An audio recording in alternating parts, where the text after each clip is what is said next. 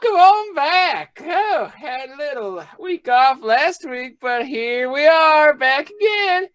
Island hopping in this tropical paradise. That's what's going on, right, Kevin? I got that, right? Yeah, let's go with that. Let's go with island hopping in a tropical paradise. The gist of it. That's a good place to start. They're in the Pacific. They are definitely hopping islands. The rest of it kind of fades off reality towards the end, but we'll see what we can do. We'll see if we can't fix I it. hope we're not in the Pacific. Not yet. It's been close a couple times, but but before we can get to all that fun, we do have to cross some I's and dot some T's, as it were. So let's talk about the other nights of the week on this wonderful channel. So Sundays and Mondays, you guys, normally we get Mercs of Mischief and Too Many Warlocks. For the rest of June, it's surprise and then surprise. On those days, although we do know that this next upcoming Sunday we have part 2 as Sven is looked for. We'll talk a little bit more about that later, but I think that's the only thing we have actually made public about the next several weeks. So hold on, it ain't no secrets. Yeah, on that Monday, this is gonna be a very special game. Y'all ever heard of All Out of Bubblegum? It's a fancy kind of system with super one fancy rule, and it's gonna be fun. Jonathan's gonna be running that one with the help of his friend, your narrator. Gonna be playing some NPCs, so that'll be extra fun. Gonna have some people, some folks you recognize. Your very own Sarah here, you know, Don from the other thing, and Lucius, Lessimax, gonna be joining in on that as well. So don't miss that out. And then, you know, in following weeks, there's going to be another game, but Kevin can talk about that whenever he wants to. Yeah, that one, the 21st and the 28th, I get 2 weeks to try out a system that I built. So you get to see that live or die live on stream with some of my very best friends. So we'll see how that goes. The short version. Yep. Oh, no, keep going. I was just going to say the short version of this is time traveling investigators, and we'll just leave it at that. Yeah, I mean, and also this week coming up, well, see, now this ain't a show, but tomorrow, if you want to play tomorrow night with Jonathan and with Dead Awesome Gamer, they're gonna be playing some Pathfinder over on a website that we're kind of helping out a little bit as they get started up. It's called Start Playing. I think we got a command for that. Hold up.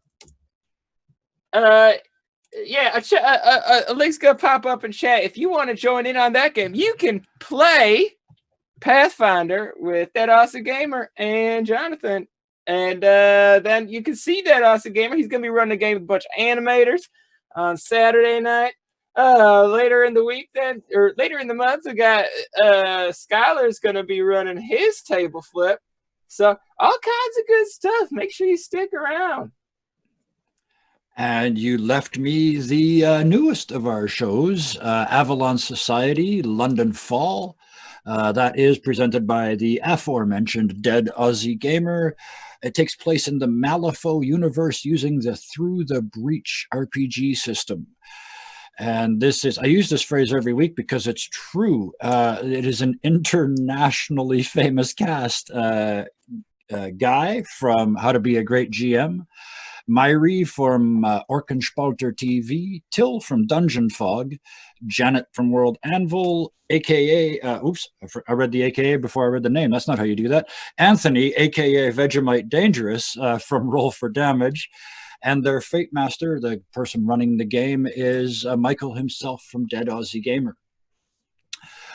That one, the easiest way to figure out when that's on is check the panels below here in Twitch and do some math because they're sending from Australia on Australian time. So check actually, it ain't even a panel no more. They done updated all the Twitch stuff. So now there's just a whole tab with the schedule. You can check it out there. A whole tab with that most excellent, even Shows better. in your local time and everything. Oh, so much better. So quick switch to our YouTube channel. Also, of course, Mercenaries of Mischief. We've got all the regular and past shows of this, and all of our other shows are there as well. There's the link. Also, our Hero Factory series, where we do some famous and some not so famous people. And a really cool thing has been happening on our Discord. Some of our wonderful friends on there have started posting their own stuff that they've done on Hero Forge and sharing that with the community, and that's really cool too. You can also catch up on all the back episodes of us and everybody else.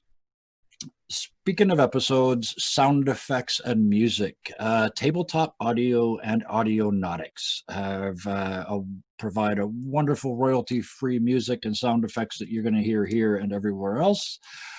Also, the character art that you guys see is done by our very own Thunderscape 7, who was kind enough not just to do the art, but to redo almost half of it when changes occurred. Oh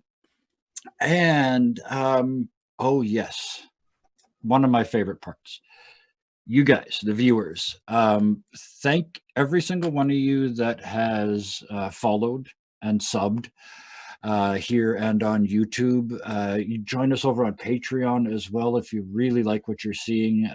For various levels over there, you can watch stuff that nobody else can see.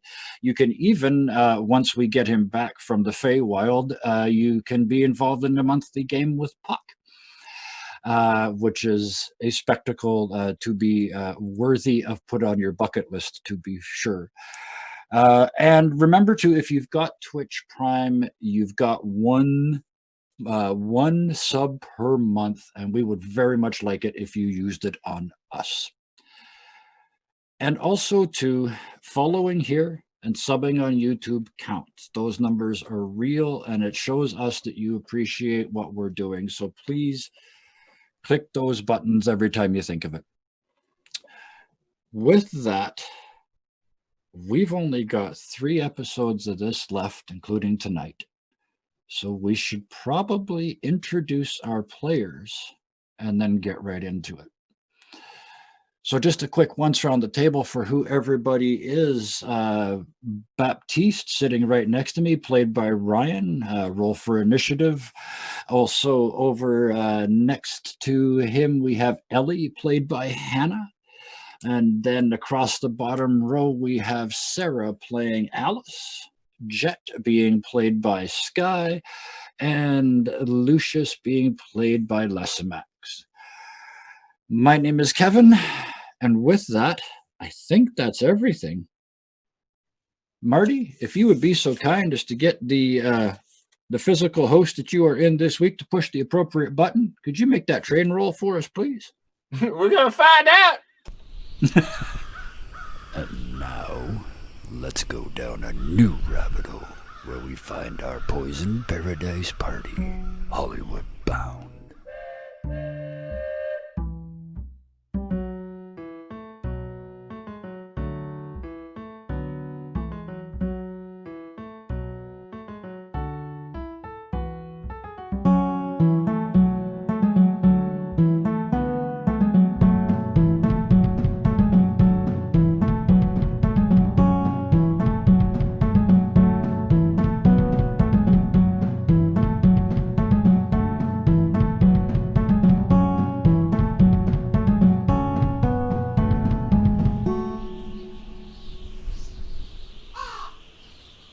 Oh, yeah. So we are back, and it has been a couple of weeks for a very good reason. And we will just leave that at that.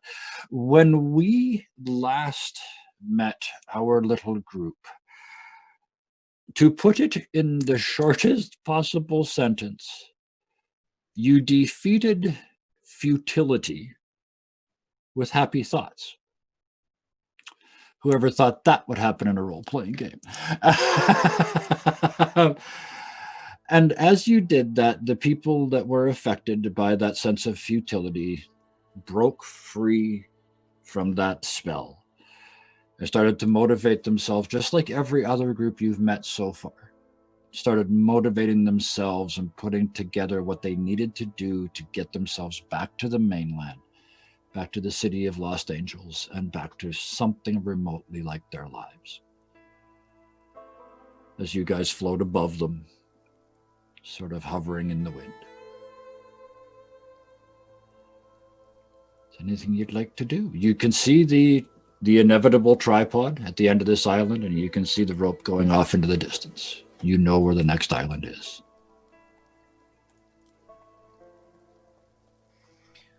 I will kind of wander over to Lucius and sort of pointing in the direction that we're sailing in, and just say, well, you probably have the best idea out of all of us how many of his parishioners are left. He seems to be shedding anywhere from a couple hundred to 1,000. What do you think we have ahead of us? Lucius, there can't be more than 3,000 left. Oh, not more than 3,000, I'd say. And Baptiste, like, showy, not threateningly, like, takes his revolver out and, like, opens the chamber. 1, 2, 3, 6. Oh, well, if it's only 3,000, that ought to be just fine. Just fine. Well, the odds have been stacked against us well before. I don't see this being any much difference, to be perfectly honest. Seriously, though, Lucius, I mean, your family, that's what's next. Or, if not next, soon. How do you feel, and what's our next step when we find them? What happens if they stand next to him and draw irons? They will. To them, I'm the traitorous one. I'm the one who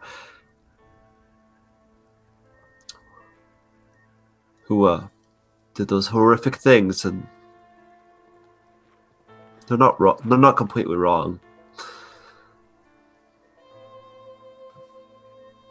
I left my family back there, all by themselves, to deal with a monster.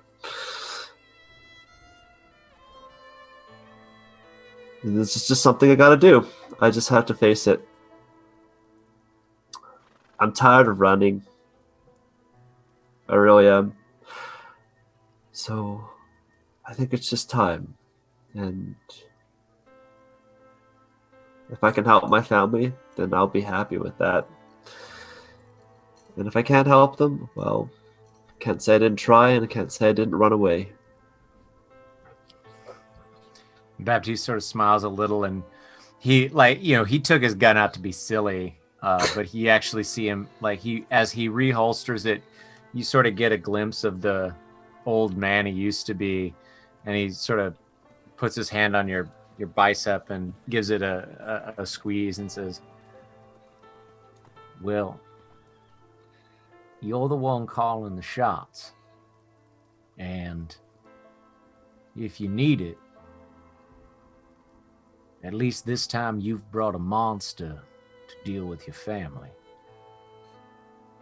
And he'll walk over and ask Miss Alice how the Stunsel is doing. Like, he doesn't know what that word means. But it's, Yeah. he said something cool, and then he walks off. Yeah. Now he's like, well, shit, I don't know what to ask about. Making an I don't exit know how and boats work. Yeah. But Lucius doesn't hear the dumb sounding thing. Absolutely. I'll just say to myself, I'm just honored. I'm just happy that you're on our side. Yeah, Alice will just kind of, it's just like as visually as she can without actually doing it, like patting you on the head. And she's just like, Oh, would you it's- like to actually explain what a Stunsel is then? it's doing fine. And then just goes back to steering. this Dunzel. I was gonna be like, and smack him. No, it's fine. Where are we going? Alice is piloting, right? I assume. Yeah. Seems to be the thing at this point. And so I'm just kind of wash, rinse, repeat with what we have been doing. Dun, dun, dun, dun, dun, dun, dun, dun, dun, dun. The fans start to move and speed up behind the boat. And you move out into the ever-thickening mist. And maybe it's just because it's been so many trying days in a row, but it is exhausting. Just like almost like the last place you were at, that sense of futility, but this is different. This is just there's a word for it, miasma. It's a miasma. It's just this haze that settles down over the boat and you all just kind of deflate. Give me either faith or guts rolls, please. Is that an everybody thing? That's an everybody thing. Oh. Well, I don't have one of those things. Whew. So I'm going to go with the other one.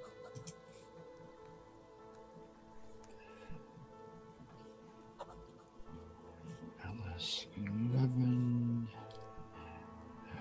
Baptiste. 4. All right. Well, I only have 4. Wishes.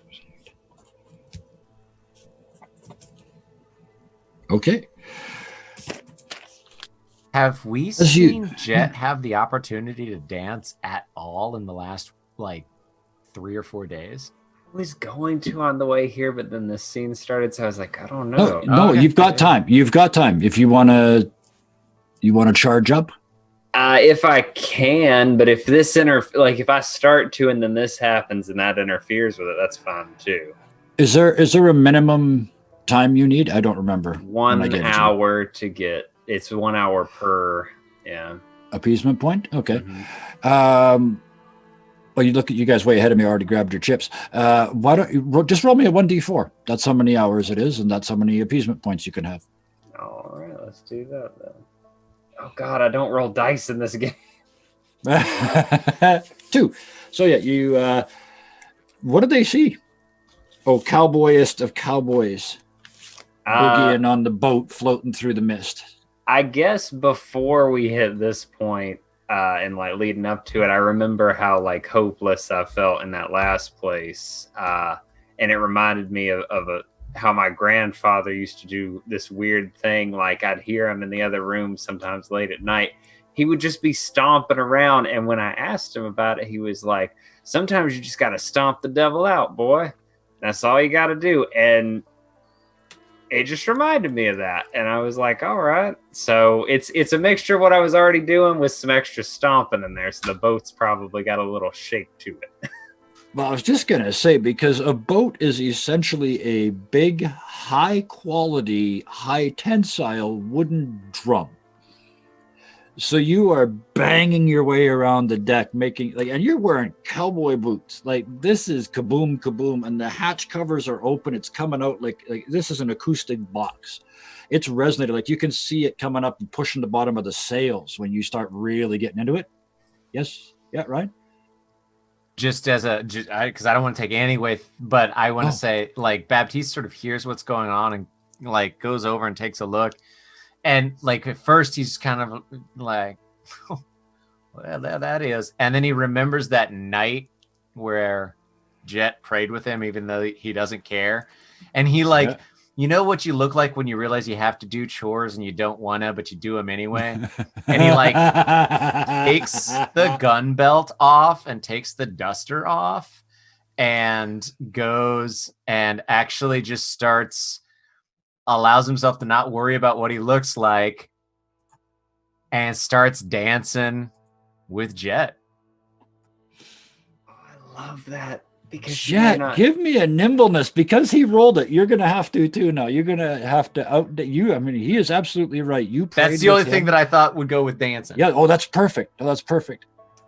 What is that under? I can't remember now. I would have thought it would have been under. It's the bottom left column. It's just the pure stat of Yeah. nimble. Oh, gotcha.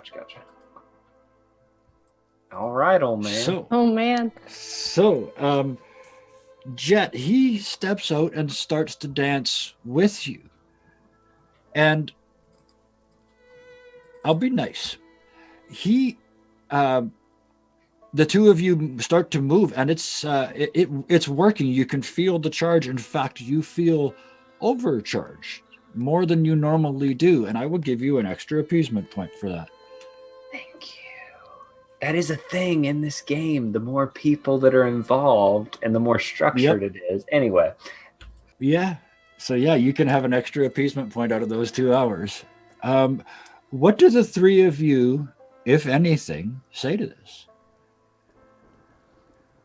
I don't say anything. I just kind of write in my journal like Lucius Fables and just something. I just like kind of remember this kind of moment and just good times and stuff like that. Yeah. Alice is used to Jet doing this and like being a little weird, and so it's fine. It does make her extremely happy to see Baptiste letting go a little bit.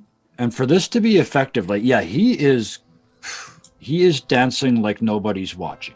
He is dancing as hard as Jet prayed. Yeah. Which was pretty intense.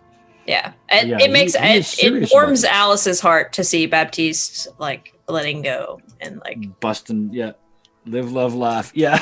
Yeah. I love it. Like I imagine there's a moment when it first starts where the ship starts to turn a little bit because she's like, yeah. she's like, ah. Come whipping back. And in that moment, this miasma settles in. And Jet, I'm gonna start again. The dice. I love the dice. You rolled the lowest, so we're doing you first.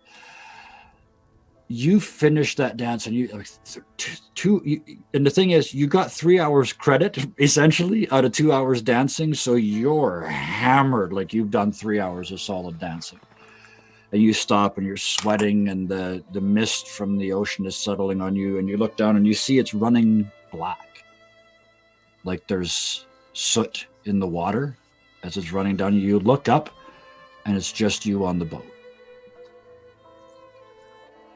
And then it's not just you, because behind you, you hear very heavy. Tick, tick, tick, tick.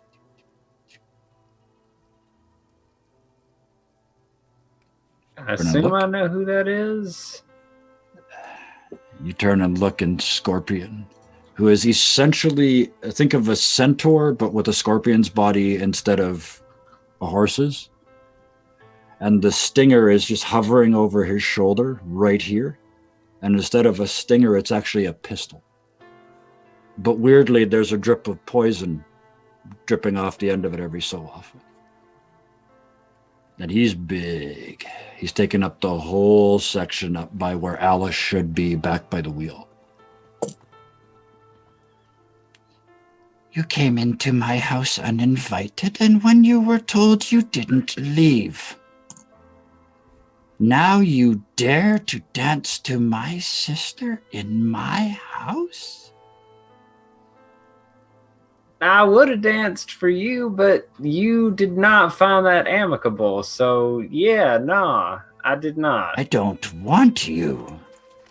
I don't even want you here. Look, I'm here, and there's not much I can do about it, and I know you could probably at least make me have a very bad day. But I have no choice in the matter, truly. I have to be here. And I feel like your sister would be mighty upset if anything happened to me. So I can try to work with you, or we could just hate each other. It's one way or the other. I could do either. I got a gun too. I don't care what my sister feels. Why? She can't save you here, can't you tell? I'm That assuming gun you that- so proudly point to is all you've got here. And you kind of, those appeasement points did not come with you. Oh, I'm somewhere different. Yeah. You are a not naked physically, but like you have none of the powers Raven has bestowed on you. And when he sees you realize that, I've had enough, really. She didn't ask to come in either. She snuck in behind you. Gate crasher.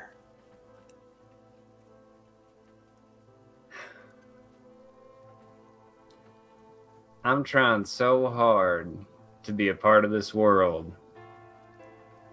and learn whatever I can. And I ain't dealt with anybody quite as unagreeable without literally getting in a fight with them as someone like you. I don't know what you want from me, but I have to be here. And I'll do what I need to do to earn the right to be here, because I understand this is your place. But I'm telling you what I have to do. You're here to kill him, aren't you? They seem to think so. And I guess I'll figure it out when we get there. Well, they're wrong and so are you. But the one who is going to kill him is going to need this. And he reaches up and grabs the pistol, snaps it off his own tail, puts it on the ship, on the bar. That's not the right word. Anyway, the cross piece that the wheel sits on, he puts it on there. And you can see it's still dripping poison. And he steps back and the tail kind of behind him and then comes back and there's another one. It's still kind of vaguely pointed at you.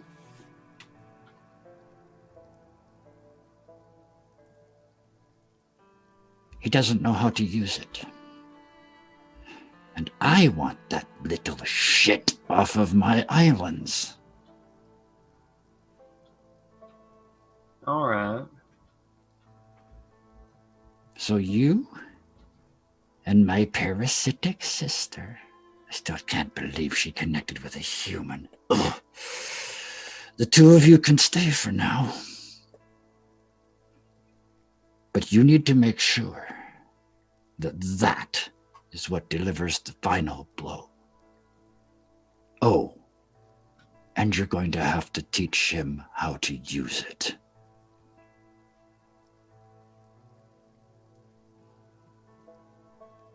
All right. We have a Thanks. deal then. You do this, you live. Why not? And I'll put my hand out. And this weird sort of combination of skin and scales, or skin and chitin, yeah, chitin, that's what insects have, reaches out and grasps your hand, and you can feel like not just a physical power, but it's like touching the entire state of California. Like just, it's just lit. It's like touching modern parlance, like putting your hand on a nuclear reactor, right? The heat just pours off them. I want my desert back. I don't want any of you on it. All right. Seems And it's fair. just this, as you're speaking, it's almost like he just disappears until you kind of process it. And what you actually just barely saw was and over the side of the boat and gone, but it happens so fast. It's just, and he's gone into the mist below. And yeah, It I guess almost, I just want to know, is the gun there? it is. And you put your hand on it, and that's when you snap back to the real boat. At the same time, Baptiste, you rolled the 4. You stop from the dancing, and I mean, you've been dancing for 2 hours, man. You're tired. 30 or not, you're pooped. You kind of lean against the rail, trying to look cool, trying not to look like you're catching your breath. And that same sort of, that mist descends, and when it rises again, you're by yourself on this empty boat. Except you're not by yourself either. You hear behind you, chink, chink of spurs. I don't interrupt. Is everybody else getting that sound? Yeah. I think it's the sound effect of the plane, I'm assuming. It's supposed to be the Is that what it is? but I can It's tell. the Okay, propellers. gotcha. Oh, Now we know what it it's is. intentional. In that case, it's perfect. Now I know it's supposed to be here. Yes. Okay. I wanted to make sure it wasn't the thing. All right. Baptiste. Nah, fuck it. It's gone now. Oh Lord, you Oh, now made they're Marty going to mad. crash. Now they're going to crash, Marty. I'm so sorry. Baptiste, the cloud comes down, comes back up, and you hear behind you the chink chink of spurs on cowboy boots. Okay. They're behind me. So I noticed that the boat is empty, and I hear behind me spurs. Oh yeah, I'm ham-handed about this. It's always going to be behind you. Both of them come out, and I spin around. Okay. And they're out quick, and the person that you're looking at has not drawn. You recognize them almost immediately. You also recognize that they are in a condition that you were in until a very short while ago. Because this man got shot in the back of the head last year at a poker table. He can't possibly be standing here. But Wild Bill Hickok is standing on the back of the boat looking down at you. He reaches up and with his left hand, his non-gun hand, he reaches up and scratches the back of his head, and it comes down all covered in blood. Them last wounds never quite heal, do they?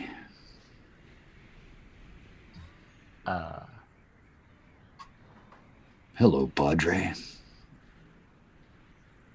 Hey, Bill. Why are you here? 'Cause you're dead.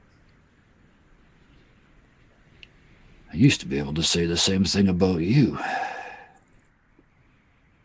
But a little while ago, you lit up, son. And I thought, I never seen a preacher that believes. I gotta see this.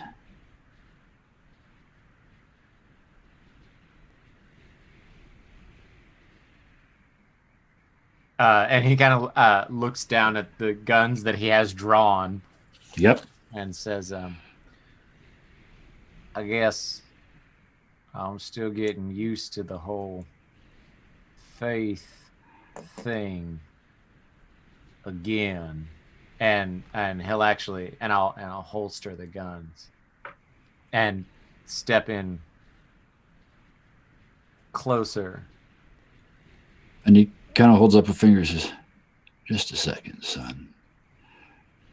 There's something I always wanted to know. They call you the six-gun saint. You think you're faster than me?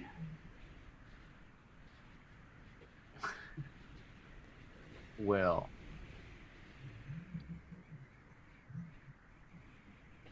Bill, you always love to tell everybody how fast you were.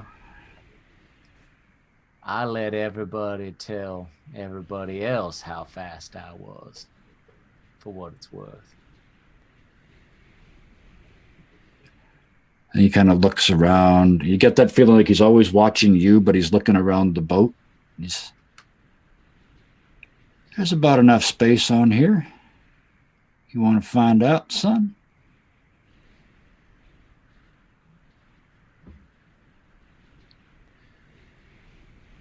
And I'll take about 5 steps, just sort of backwards. Not like walking backwards and like edgelordy, but like just take a couple of steps that way. Yep. And so it's a challenging distance to shoot. Yeah. And then it does occur to me I had to have put my gun belt back on, unless in the otherworldly this happened. They're on. They're on. Yeah. But yeah, I take a few steps away so that we're at an appropriate distance because Baptiste knows where this is going and says, yeah. And then sort of turns to him again and call me son again, and we will. All right, son, you ready? And I believe, if I've got this rule right. Oh, wait, no, there's rules for dueling. Oh, yeah, there is. I looked them up just to make sure I remembered them correctly. We let's roll quickness and draw our cards as usual. All right, so do I get to actually use quick draw here as opposed to quickness? That's when we get to the actual shooting. This is where you're generating cards first, and then I'll quickly summarize what the rules are once we get that done. So Gotcha. Let's just see it, just like regular. So just like drawing cards any other turn. What the hell? Okay. You actually rolled a better. You rolled 4d12. He only rolled 3. Wait. No, Hold on. yep. Let me look at this. Got chips? What chip? I can spend chips to make you re-roll. Yep. And so if I spend a red chip, it can make you re-roll, and you don't get one. Is that correct? Red or blue? Either way. Absolutely, yes. Well, because I got one blue, but I got 4 red. So which one? Yes, let's do it. Let's do a red one. And red, he gets one. I'm gonna save that blue for later because I don't know where this is going. So yeah, I'll spend a red. So you have to re-roll, but you get a chip out of it. That is a big difference. Actually, he's just going to. I will draw the chip. And and immediately spend it. Of course you will. And immediately spend it. Yeah. What did I get? Well, it's only a white, so all I can do is re-roll. So yeah, let's do that. My heart is going so fast. 18. Oh no! Okay, so he gets 3 cards. You get 2. Okay. You knocked him down 1 card though. Yep. So. Holy crap. Okay. So, this is a straight up stare down duel. There is nobody standing in the middle with a hanky to drop it to set this off. Okay. So, the way that this works, I have to take these off to read what I wrote. On your turn, when we do the countdown as normal, when we get to your turn, you can either hold, and for each held card, you add 2 to your quick draw roll. The quick draw roll is what you're going to do to see who draws first when it finally gets to the moment where you draw. So every card you hold, it adds 2 to your quick draw roll. You can also use that card to do a test of wills, where you can try and bluff, overawe, or ridicule him, and he gets to resist. And if you succeed in varying levels, you can make you can put a penalty on his quick draw roll. You can put a penalty on his quick draw roll and his shot, or you can panic him into either shooting or fleeing at a heartbeat. Or the third option you've got on your turn is to draw, and both of you roll quick draw to see who goes first, with all those modifiers that may or may not have been applied from the held actions, and the trying to intimidate and such. Make sense? Okay. I think so. Okay. Oh, one more thing, because this is literally your fate in your hands. From this point on, you can use chips to enhance totals, but you cannot use them to negate wounds. So you can't resist the wounds that are taken. So with that, aces, kings, queens, jacks, Tens. I got a jack. 9. Oh, you got a jack? Okay. What are you doing with your jack? Oh yeah. Oh great. Of course my internet is being goofy. No problem. Okay. Jack. So we'll go back and do this dramatically. Jack. Which jack? Yeah. So I got the jack. I got the jack of spades. Okay, you go first. And I'm just gonna hold. He said cryptically. Hold. Okay. Yep. Yeah. Which means that I get to, since I'm holding, I get to add 2 to my quick your draw. upcoming quick draw. Yeah. When we finally roll quick draw, you will add 2 to whatever you roll. Or I can use this. Oh, we both have them. Or I can use it to try and make him flinch or something. Yeah, if you can try and bluff him, you can try and these are the skills that you would use. Right. Bluff, overawe, or ridicule. And he has, there's opposed aptitudes and he would resist them depending on which one you use or depend on what he uses. Okay. I'm gonna use overall. Okay. Here to just make him realize that he picked the wrong horse in the stable. Okay, so you roll me an overawe, and any bonuses that will apply to it because of your abilities and whatnot. I think you got the stare and whatnot. I don't know if I that do have applies. the stare, so that gives it to 2 plus 2. A bunch I of you believe, have yeah. it. What does the stare give me? Someone help me out. Plus 2. I think I think it's plus 2. I believe. All right.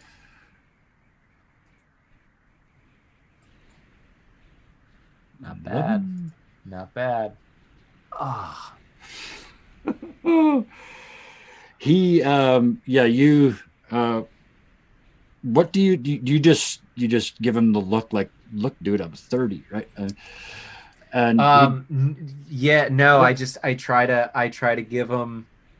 just give him that sort of look that we've given each other, over a decade, when you've had too much or she's too young or the pot's too high. Just that look of like, this isn't your hand, man. This isn't you don't have the cards. That's what I try to do, and it doesn't work. As you give him that look, his voice, it's his voice, says, "It's not all me, man. You know what it's like having a rider." Okay. And then he uses his jack. He holds it, so he's now at plus 2 on his quickness roll. Damn it. Okay. Or quick draw, I should say, just to get that right. 10s, 9s, 8s, 7s. Yep. Okay, which 7? Spades. Go ahead.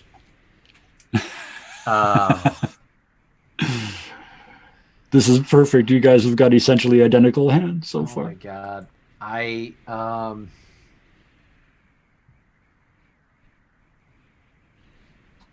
tried to do it. I tried to hold off as long as I can. Yeah. And I guess it's just that moment. I think Baptiste has been here so many times before where you see it's the time. So yeah, I'm gonna pull it, and I'm gonna draw.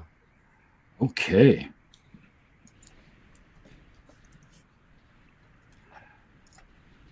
So do I draw both or just one gun? Roll both of them. Let's see. He's only got one. Okay. But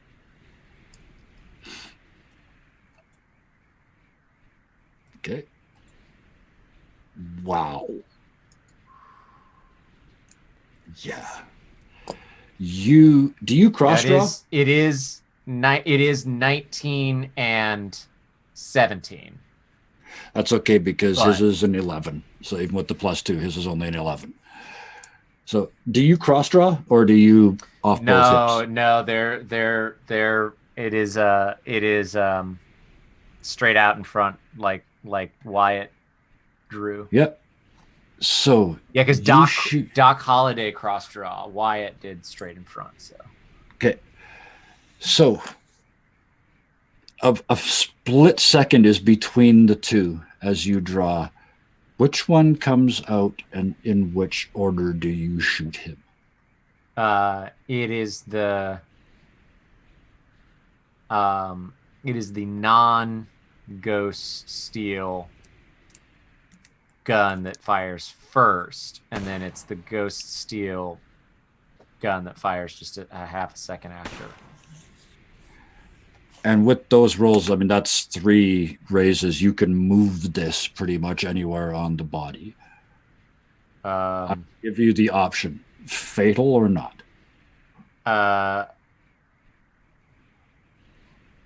He's harrowed. He only has There is one. no question. He only has one gun, though. Like, he's not just drawing one. Yeah. He only has one gun.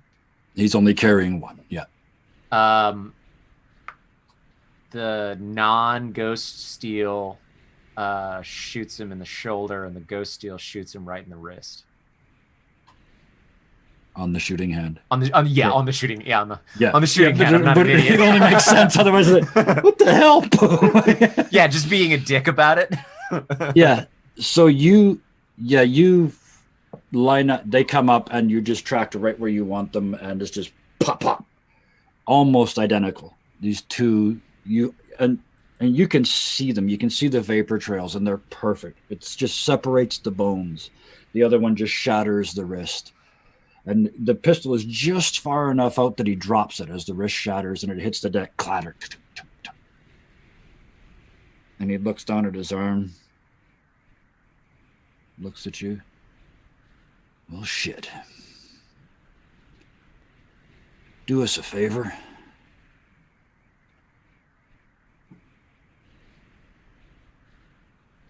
Yeah, I'll raise the ghost steel pistol up and aim just right in the center of his forehead.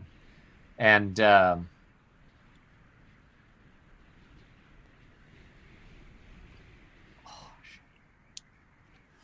when you see him, you tell Wyatt I'm sorry.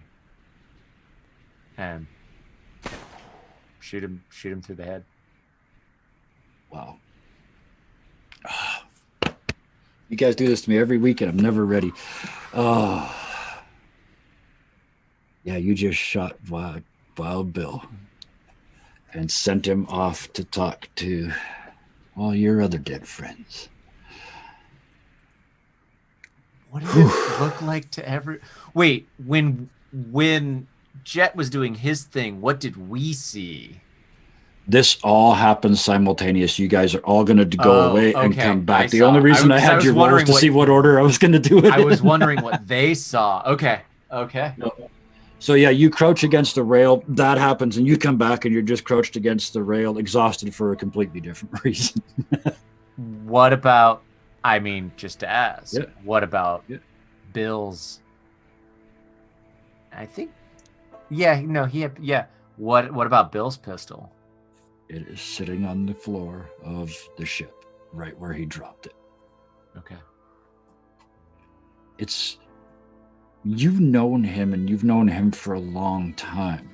And you can tell from this pistol, he was down on his luck. It's probably why he was playing poker in that shitty bar in the first place. He wasn't doing very well. He wasn't changing with the times. Makes you feel like you've released him. Like you took a dinosaur out of the modern age. You know what I mean?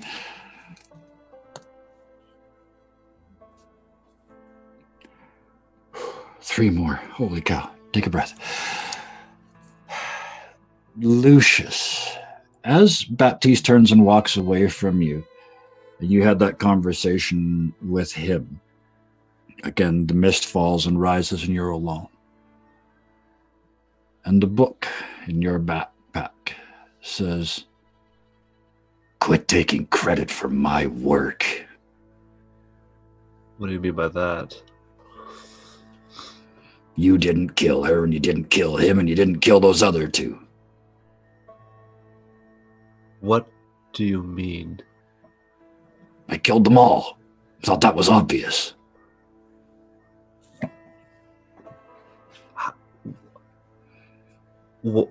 How?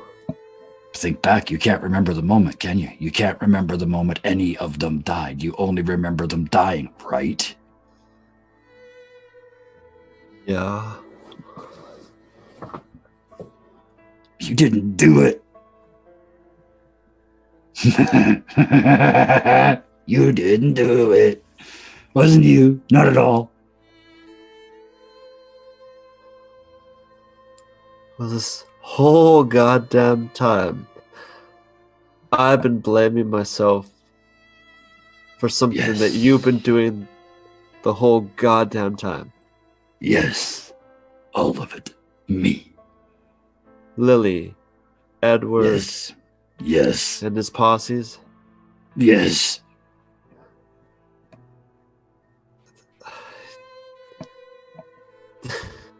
There's half a dozen you didn't even see. You just left them in your wake. You didn't even know.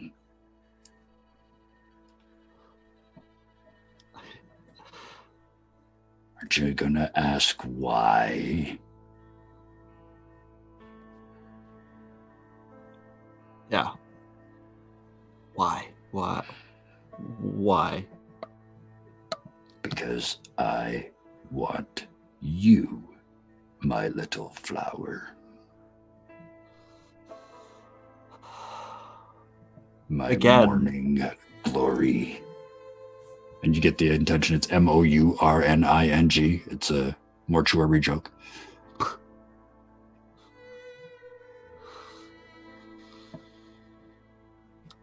Well, I suppose I should thank you for telling me the truth.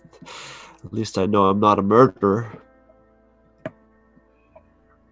Well, you know, you lift one weight, and then you give them another. I'll trade you. You for your parents.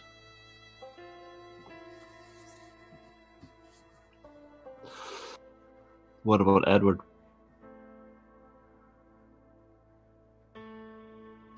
I'll make you an even better deal.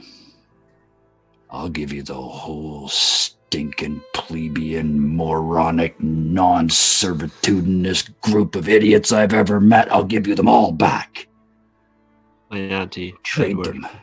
all of them, All just for me. for you, the whole city. Why am I so special? Why do you want me? You ever look at a field of flowers?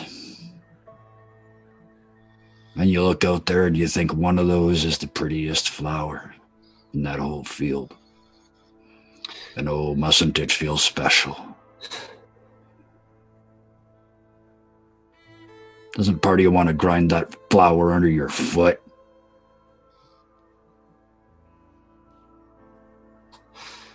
Well, if that's the way you see it, and if you truly mean it, you'll let all of Los Angeles go. Let them go just for me.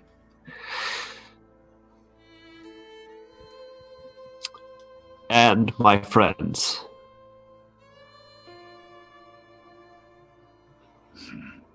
You don't touch them. I don't hurt them. Or kill them. I'll even give you that. Well, you can have this morning glory then. Excellent. I've got your pot right up front. And it starts to fade. And it's gone.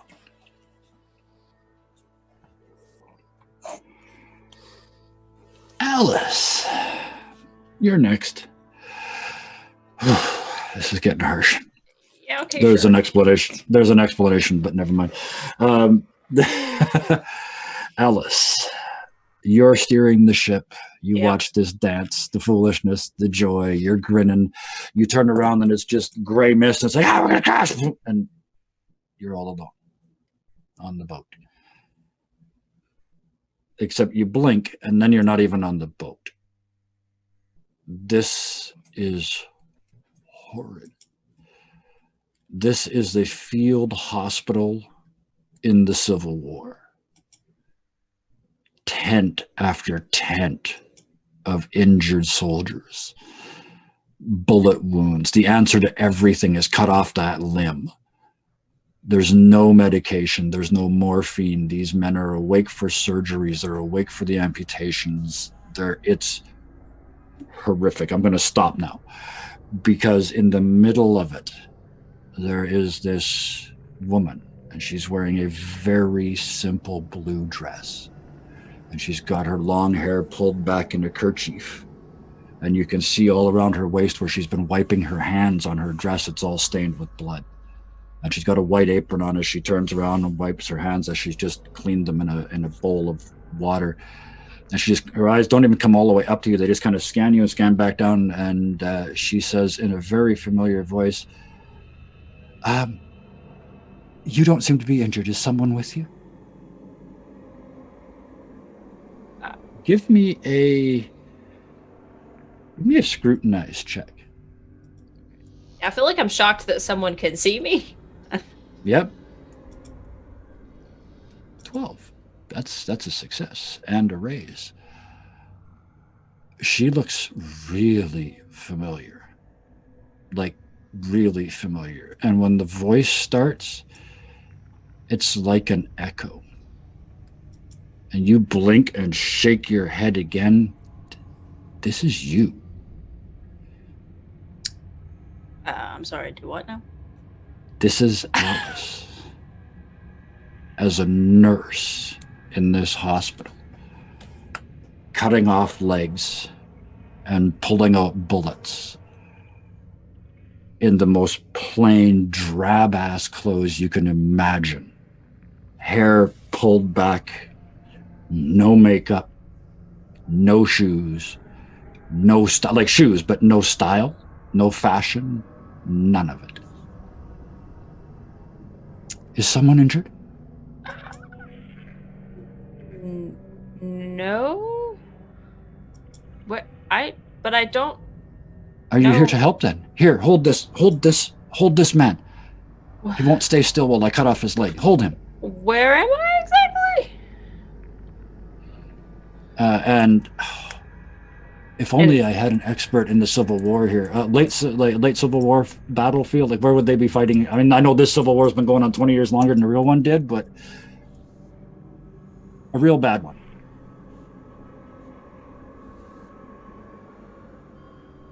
I'm also. It's not my history. Antietam was early, but Antietam was one of the worst. Okay, actually, I like that because that's Baptiste was there too, right? Okay. So yeah, you kind of get that weird dream sensation that you are at Antietam, one of the worst. And I'm holding the guy. Yep. And he's just as she's tightening up the belt around his thigh. What? And just even though she's fairly confident that she's figured it out, Alice, just what's your name? Oh, I'm Sister Alice. And all the way around the belt. Sister Alice, okay. And you can feel him just as he tries to get up, and you just lean on him. Yep. She's taken all the meat off and just left the bone. You see her put the big blade down and reach for the saw. And you, dear? You are? I'm also Alice. And the blade goes grunk, grunk, grunk. And she stops and looks at you, and her eyes get huge. I have to finish. Grunk, grunk, grunk, grunk, grunk. And the bone breaks and falls off, and she quickly wraps up the end and bandages it and pulls it tight. And looks over at you and looks you up and down. She says, "You're going to get blood all over that." Well, I've already had to do one outfit change. I suppose another won't hurt.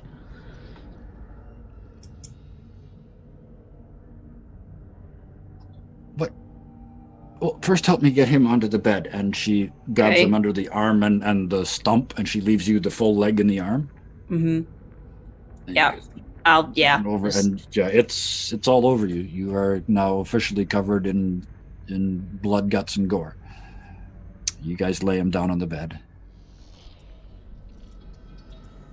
So, why are you here? How did this come to be what you do? How could I not be here? Look at them. They needed it. They need me. Of course I came. You understand, of all people. I don't. I suppose, but. And Alice kind of looks at her pointedly and she says, "How old are you?" I'm old.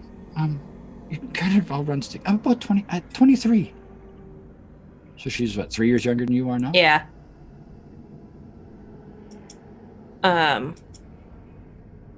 Alice says, "So, were you born and raised here?"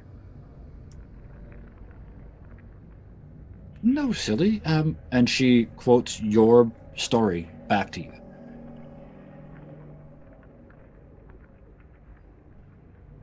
Oh, like parents, the whole like. Yep, the whole thing. As you, if you want to continue to talk to her, she just requires that you keep helping her doing these horrible medical procedures and. Yeah, I'm trying to get information, so I'll do whatever I have to do to get the information. Absolutely. Yeah, you're holding the last little bit of chloroform, trying to knock somebody out. And what you gather from her is that around 16 or 17 years old. Yeah, there had to be a split. That's what I'm trying to figure out. Like where this is where you went off basically to university. She didn't. She was actually on her way to sign up for that. And she saw it was as simple as seeing a tramp on, that's not the politically correct phrase now, but it would have been then, standing on the street corner begging for money. And as she walked past and he said, "Have you got a couple pennies?" She said, "No, get a job." And as she walked away, he fell. She turned around and went back. You apparently didn't notice. But I do remember. Do I remember the? Yep. The person. Just another person you were rude to, because you were better than they were. And at that point, she stood up, and instead of going to the university, she went to the church and became a sister.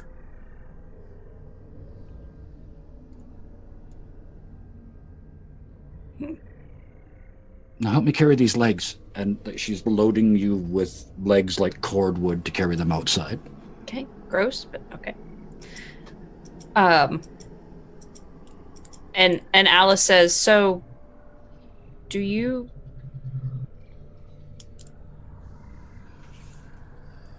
know who I am?"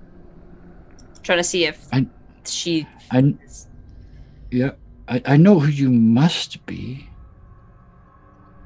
And if I wasn't so tired, I'd really like to hear your story.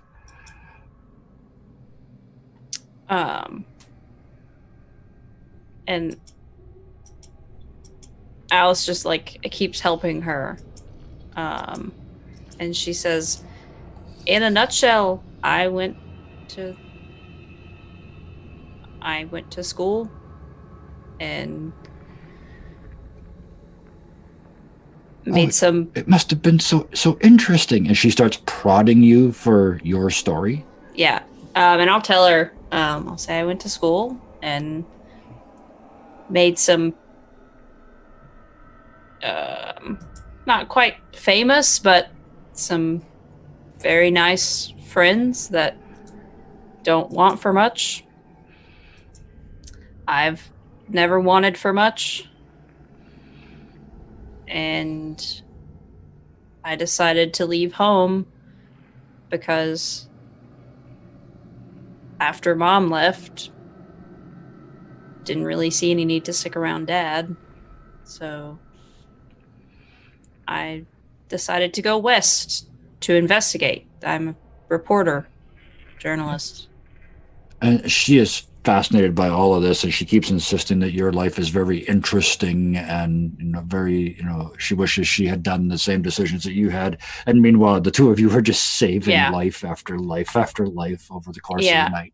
And Alice, my Alice, she says, she says, interesting, yes, but I don't. She kind of just points to general carnage. She says, I don't save lives like this. Well, we don't all do it this way. I'm sure you do it in your own way. I mean, I've saved my own life by getting out of fights and winning fights, but that's honestly mostly the people that I travel with. And she says, she says, here, and assuming that I have it, pulls out a picture that she has of everyone. Yeah. Is it this one of the moving ones? This one is not. Okay. And she kind of be careful not to drip on it. Oh, that looks wonderful. I'm sure though, and the group of you help people. Is that what you do? You're sort of Robin Hoods of the desert? We were in a town that existed and then now doesn't exist. I don't know. It's weird. She says that you were in the war then. And you see, she takes it like it was wiped out by the war. No. So do I know what was the timeline? Is there like a different timeline difference in this? For the purposes of this is contemporary. This is happening this is at this moment. Okay. Yeah, so I know it just the war is everything's kind of at a weird standstill right now. I feel like I've been doing this forever. It's the thing, I don't. I haven't been. This journey started not long ago for me, and I found Jet. That's Jet. He has nightmares. He's not here. None of them are here. And that's Baptiste. And she looks at the picture and she's like, I think this is young Baptiste in the picture. Yep. And she's like, oh, he was old, but now he's it's weird. That's Ellie. She's just now figuring out everything that she can be that she didn't see in herself before. This is Lucius. He's weird. I like him though. He's really smart. I don't think he knows how smart he is. And then she says, but right now we're trying to save his family. But see, you're doing good things. Oh, damn it. And you look down, the one you're working on is gone. And it's cold, but she just grabs him by the remains of the uniform and just pulls him off the table and has the orderlies bring the next one in. And she leans in, Alice leans in close and she says, have you discovered it yet?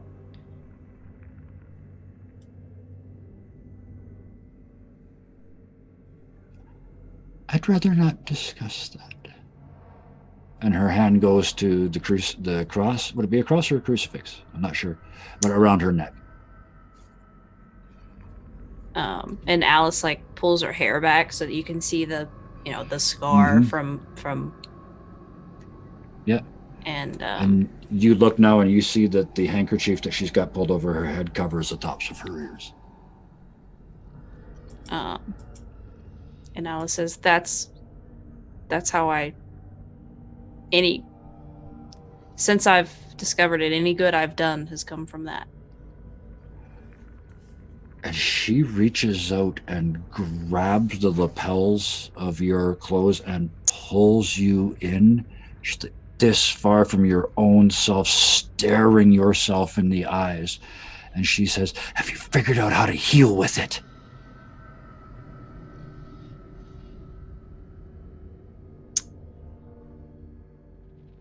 I can feel it, but I can't make them better. All I can do is feel their pain.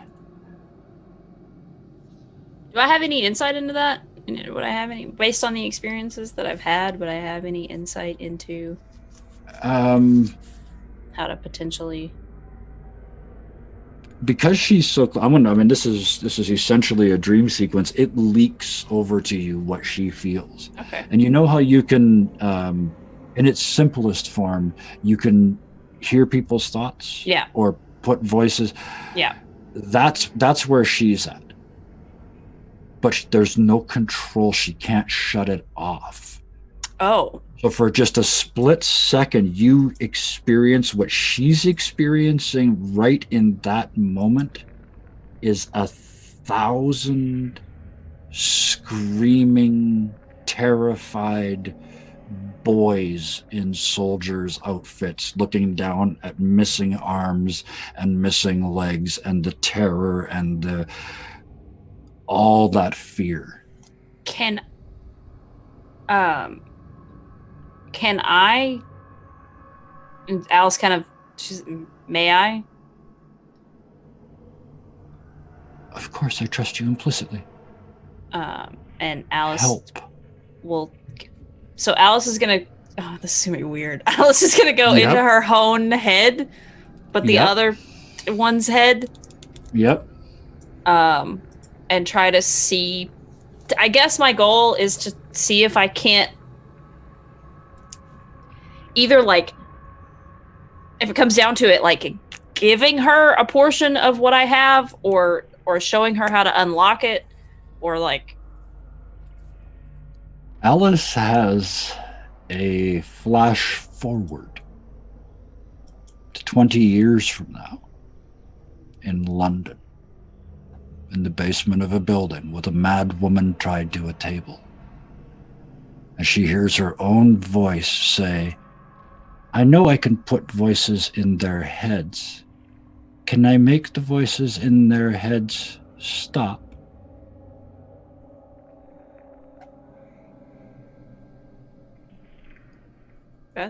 That's a good idea. And you put your hand on your twin and show her that? Yeah. Anything that I can do to help. You show, it's just, I mean, you're her. She gets it like that. You're smart that way. It's you. You're literally speaking the same language. Yeah. She just gets it, just bang. Oh. And she takes this huge breath and like it looks like she's going to explode, and then she exhales and you feel this wave come off of her because you didn't tell her it normally only works on one person because you didn't know, and it just goes away from you in all directions, and it encompasses, you can feel it, it encompasses this entire military hospital. And for just a minute, like a full 60 seconds that feels like an eternity, it's quiet inside your head. And then when it comes back just a little trickle. And you realize you're in her head, and you realize she can control it now. And she's looking at you. You said you never did anything for anyone. I mean, realistically, I'm still helping myself. No. You're helping all of them.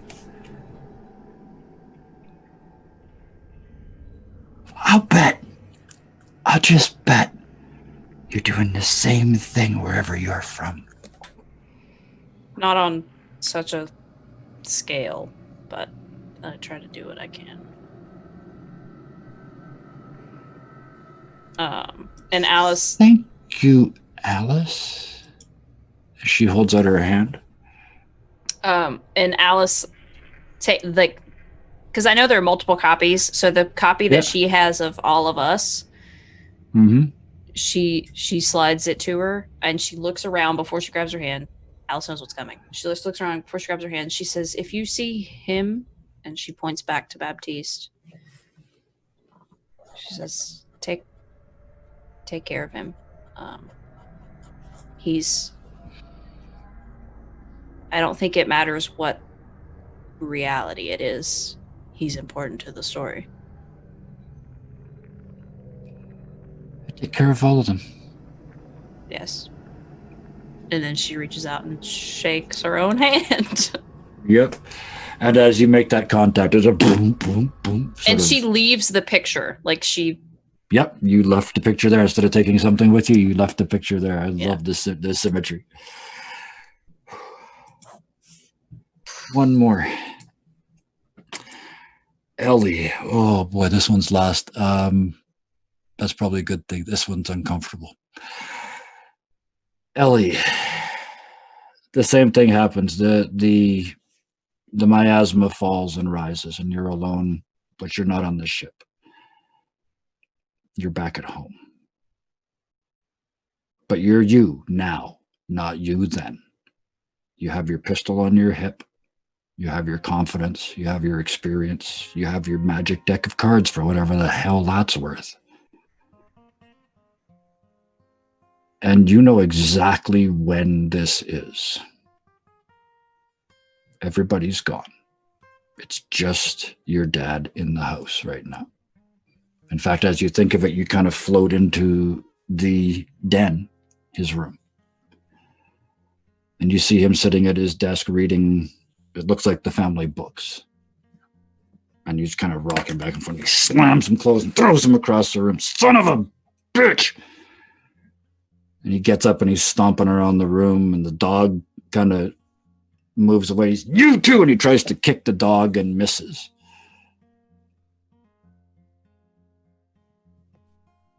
What do you do?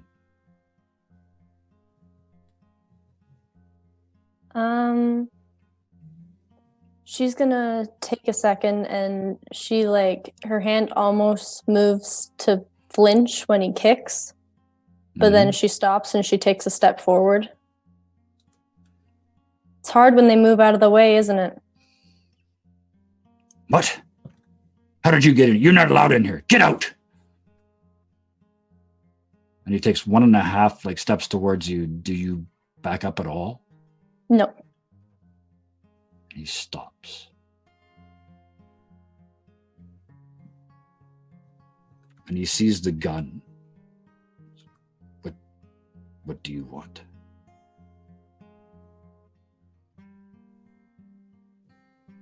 Is it money?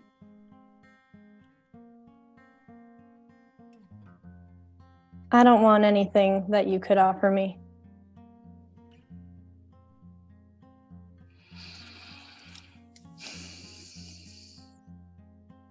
You have 2 kids.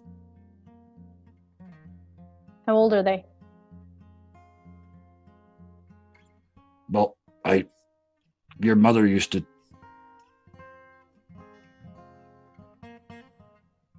I don't know.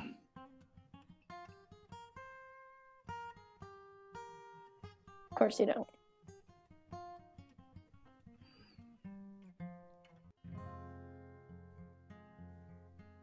Did you ever care? I did.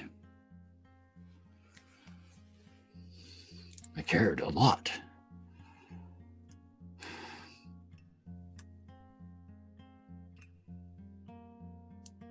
I meant about me and Carson. Oh.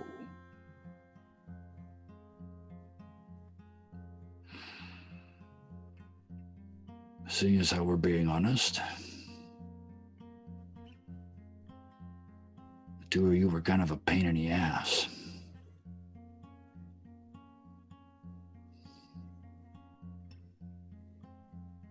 You know, when Carson was 11, there was this boy in his class. I remember him telling about telling me about him. He's a real prick. You would have liked him. He was picking on this other kid, a couple years below him.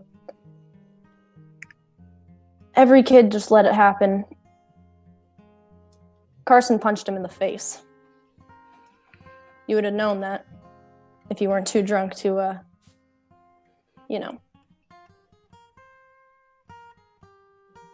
Your kid was the only one that stood up. Too bad you can't take credit for that, huh? Don't know how that boy got to be so good. It sure as hell wasn't you. But I feel sorry for you. Because that was one hell of a kid. And you didn't even notice.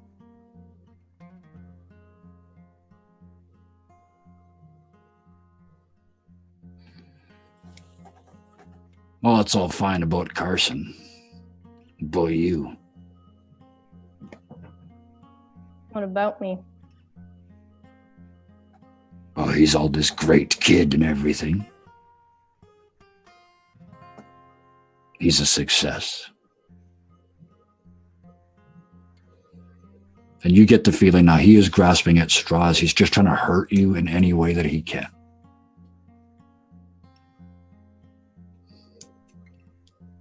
I never thought I was anything. I think I have you to thank for that one. And who knows?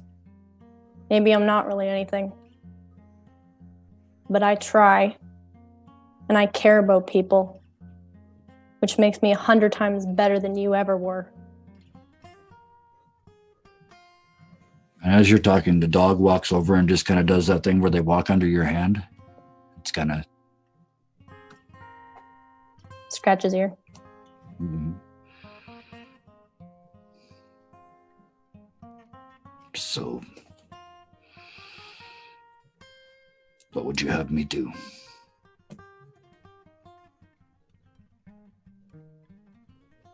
Nothing. A friend once told me I can do with words what other people can do with a gun, but I don't think anything I could say would change your mind. You don't have enough of a soul to change. Your kids grow up stronger than you'll ever be. And that sentence, you see what they mean. That goes in like a bullet. His kids are better than he will ever be. It just hammers him. And sort of no help from him. None. But he's somehow still bold, it's like he doesn't know any better, like he doesn't know what else to be. But you heard him for sure. And she's actually going to take another step forward. And even though she's smaller than he is, she's just going to stare at him as if he's like a bug. He backs up. There might as well be a glass wall in front of you. You could back him right to the wall. You hurt me in so many ways. And because of you, I spent over half my life constantly afraid. But I'm not afraid anymore. I bet you died in fear. If I die, I'm not going to be scared.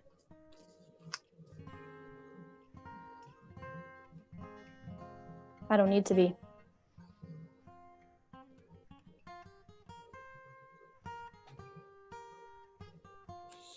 And you watch as he starts to fade. He's just becoming less substantial. And with that, I mean, the emotions don't go away, but you master them. Ellie is Ellie now. And that's all. And you pop back to the boat with that knowledge. as all 5 of you pop back to the boat in various states of disrepair, there's a sound in the middle of the boat on the deck.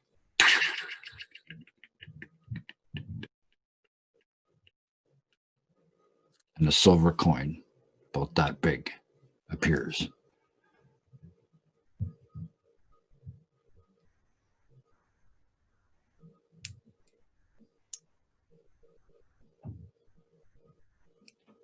I'm not touching it. Baptiste will sort of walk forward and I think kind of give a look of like anybody who chooses to can read on Baptiste's face that he realizes, oh, we all just did this. Yeah, Alice has stopped the boat also. As soon as she came Yeah. back, she stopped it, and we're just kind of hovering. When you got look down at that coin, this one isn't defaced like the others have been. You can see a Roman emperor's face on the side that's looking up at you. Huh. Okay. And that, I think, I know I could use one, is where we're going to take our break tonight. God damn, Kevin. Wow. Woo, shit. All right. Holy smokes. Yeah, that was an hour and a half. We'll be back Okay, in 15 so- minutes. Yeah, we'll see you then. The bulldozer drone. Round 1. Fight. I don't know. Hey, all right. Hope you got a good rest there. Quick reminder, yeah, check out that link if you want to get in on that game. Only a few spots left there. And don't forget to check out all the fun stuff we got coming up this week and next week and all the weeks. Be sure to check the schedule in the Twitch page. It's new. You got to find your way around. Click on things. You'll find it. Anyways, Kevin, that's kind of fucked up there, Kevin. That's well phrased, Marty. Thank you. You traveled the universe for that one. I can tell that was exceptional. Hey, look. Precisely the correct wording. Simplicity is a universal concept. Occam's explanation razor. I understand. The simplest explanation is probably the best. Speaking of, nope, there's no segue there. I'm just going to have to do this. We're back. And before we go back into the second half, I would like to take this opportunity to give these people who I just abused for 90 minutes an opportunity to tell you what they do when they're not sitting here having me beat them up emotionally. Ryan, I saw you guys specifically put out one today that sounds very, very interesting considering the times that we're currently in.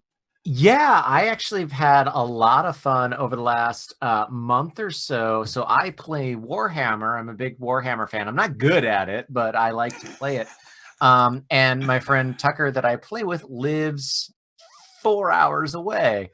But considering how things are right now, even if your friend only lives an hour away, you can't play with them. So we came up with a system, sort of a mail by chess or chess by mail style system of being able to play Warhammer, and it worked out really well. So yeah, if you check out, if you just search for Roll for Initiative on YouTube, that's the video that we put out today, playing Warhammer remotely with anybody in the world, asynchronous. You can get your game in. Death to the False Emperor, all is dust. Oh, somebody beat me to it. Okay, thank you. That sounds really interesting. I spent way too much money on Warhammer over the years. Anyway, we're going to skip to the bottom row because we got 2 folks down there to tell us stuff. Who's doing what this week? Do we ever know, really? Now we know. Sarah? Okay, I'll just tell you then. Sarah, tell us about YouTube. Yeah, we have a YouTube. Yay. So I am doing editing right now for season 2 of Hero Factory. That starts not tomorrow, but next week. The first episode is going to be featuring CJ from Don't Stop Thinking. He came out on Saturday and did a little fun session with us. So I'm going to be editing that down. That's going to be out next Wednesday. Season 2 premiere. Hopefully some other fun stuff coming. And then all of the fun, crazy stuff that we have scheduled for the month of June is also going to be over on the YouTube.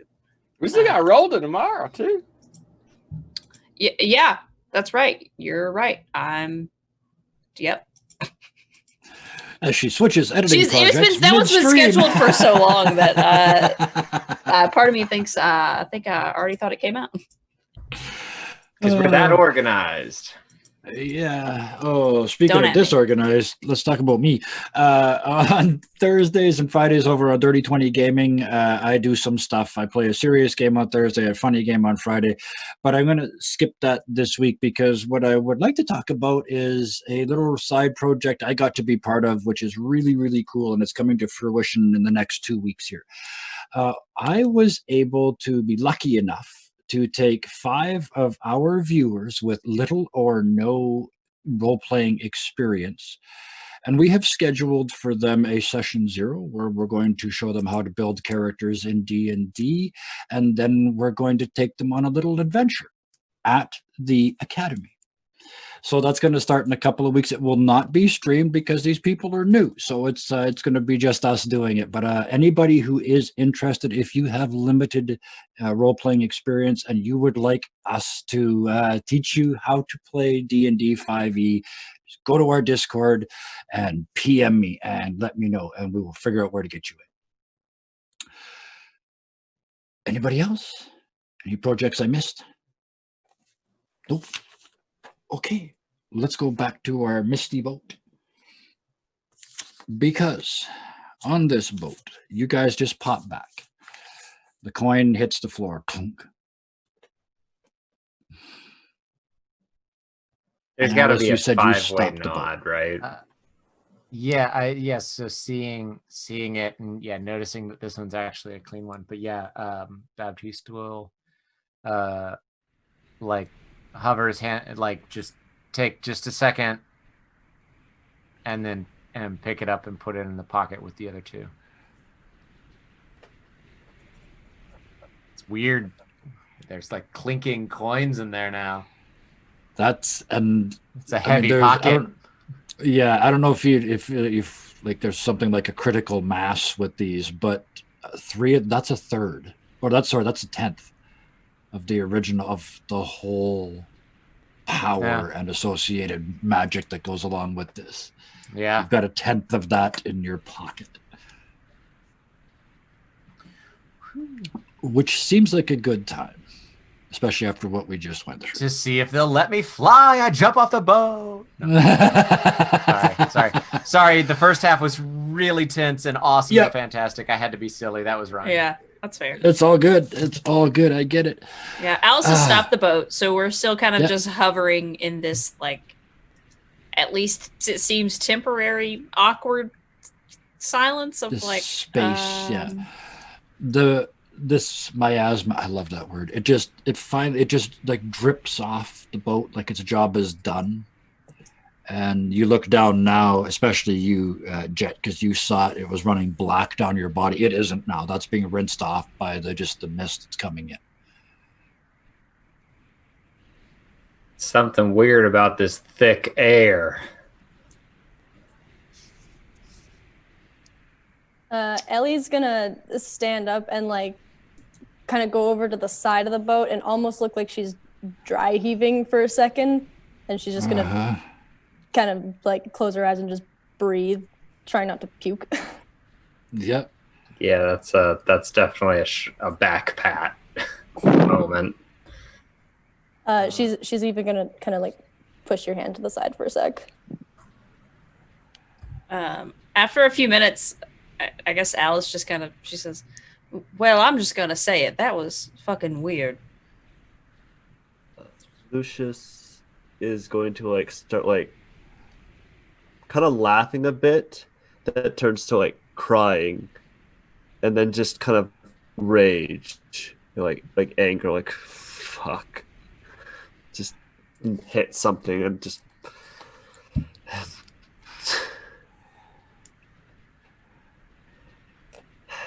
There's And- also, I hate to be the, well, I guess I suppose it makes sense that I would be the one that notices given my vocation. But whose firearms are those? Yes. Which one On are the you? deck. Because One there's of them. two guns Yeah. just laying on the deck of the ship. You there. know whose one of them is. Well, it's narrative, Skylar. Yes. But yes, Baptiste, you say that, and the rest of you look, and yeah, there are two pistols on the deck. One very plain, certain, just a plain revolver. The other one is covered in a thin green slime, and there's literally a constant drip coming out of the barrel. I'm not There's touching your that problem right there. Yeah, this it's not ballistically sound. Well, this, and I'll pick up the green one, and there's this bar of soap boat where I'm like, oh, it's slipping around, and then I grab Well, yeah, it. because not only is it slippery, it's also kind of burns a little bit. It's not comfortable for you to hold on to. Ow, why? All right, well, and I guess I'll walk over to Lucius, and I'm holding it by, like, I guess the hammer. Just Yep. like, this, my friend, I had to go all kinds of places to get this, but here you go. This is something that'll kill a man. Yeah, I know that.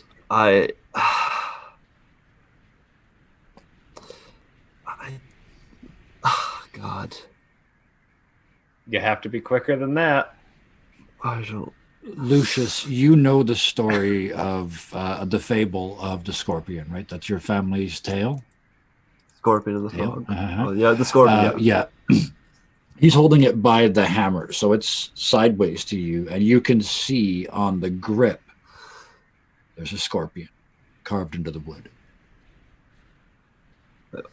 Is this the thing I made, or is it just carved with a scorpion? It's just carved in the shape of a scorpion on the in the wooden handle of the pistol. Oh He's God! holding out for you. Oh, you gotta be goddamn kidding me! I mean, I know it ain't much to look at, but in theory, it's like full of magic. And if you don't use it, somebody might kill me. So What? Do you want to explain? Contents jet. it's details, and I'll I'm not gonna force him, but just real gently, I'm just gonna as I'm saying that, take his hand and just put it into it. Literally soon as show you him do how to that- hold it. Yeah. As soon as you do that, I'm just having just post-traumatic flashbacks for a moment, Yeah. just You almost drop it, Lucius, and then you're distracted because in your opposite pocket, you're right-handed. gonna Lucius say he's right-handed or le- left-handed? I'm gonna say he's left-handed. He's left-handed. Okay, so you've got the pistol in your left hand. In your right pocket of your jacket, of your tux jacket, you feel a movement. Like there's something alive in there. Nope. It made a baby. And you hear It's a derringer.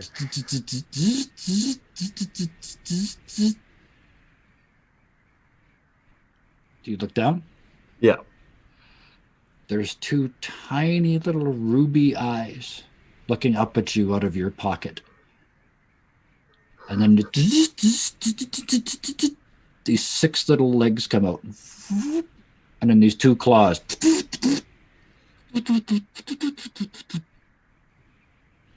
And it crawls the rest of the way out, and it crawls up your jacket. And it snuggles up under your neck where all that hair used to be. And it just curls into the base of your neck.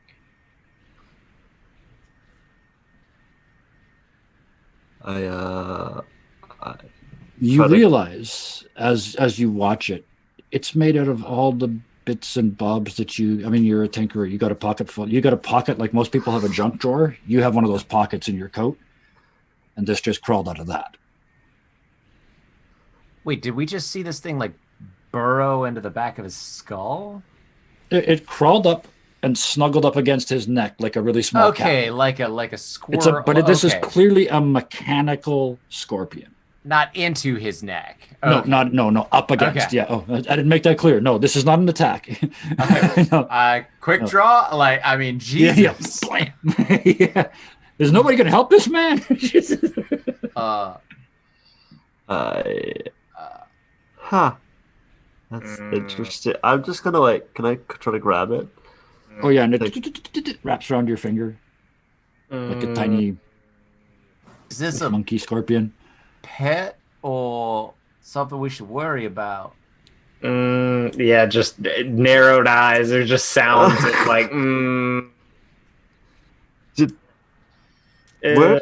I'm like, hey there, fella. Where'd you come from? If it answers, And I'm shooting it. You realize that as you're saying this, there's a little like a little plate on the back, and you press, and it's one of those press and release plates, so it pops up as soon as you press it. And you look in, and there's a series of cogs on pins, and you realize you can replace them. And then it kind of, you close it, and it runs down into your pocket again and comes back out dragging in its little claws, this little suitcase. Perfect little metal suitcase. And it reaches out with its little claws and it undoes it. There's a real, I mean, you can't even see the numbers. The locks are so small, but you see its little claws reaching there. And it opens it up, and there's a whole bunch of these cogs sitting in there. And you can tell what you do is these will program it to allow it to move. So you can say, go 30 feet forward, go 20 feet left, or turn left, go 20 feet. You can program it like that with these cogs. When it is immediately on your person, something about it and this pistol allow it to be semi-sentient. Like you can't talk to it, but it can do things like this.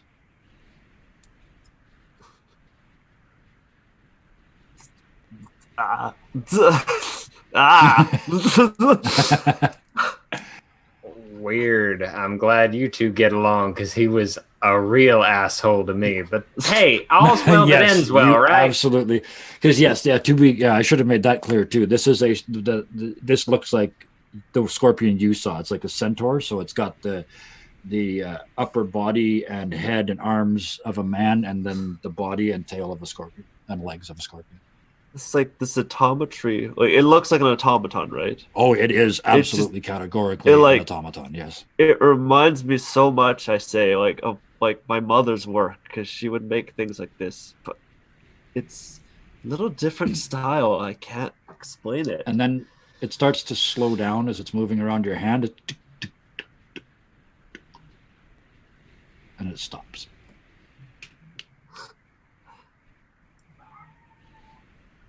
And there's another little latch, and you flip that open, you open it up, and on the inside of the door there's a little tiny key, and right there is where you wind it up.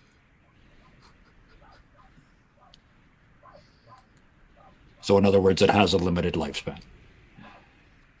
Cool features narratively, mechanical stuff I tell you as we go along. Baptiste sort of, we were all watching this, and it's creepy and weird and all that. And Baptiste will take a couple of steps and just pick up Hickok's gun. Yeah. And then walk over to Lucius and just open Lucius's jacket and shove it in his belt and say, it's a gun. You shoot people with it. It's not fancy. It doesn't have an insect.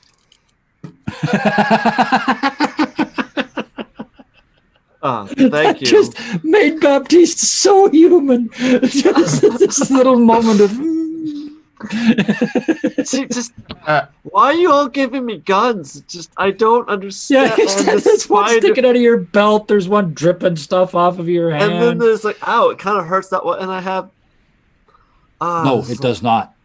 It does not hurt you at all. I meant the gun, the dripping gun. No. Doesn't? The dripping gun does not hurt you at all. In fact, when your hand to you, it's just covered in snot. The poison actually moves away from your hand and allows you a clean grip.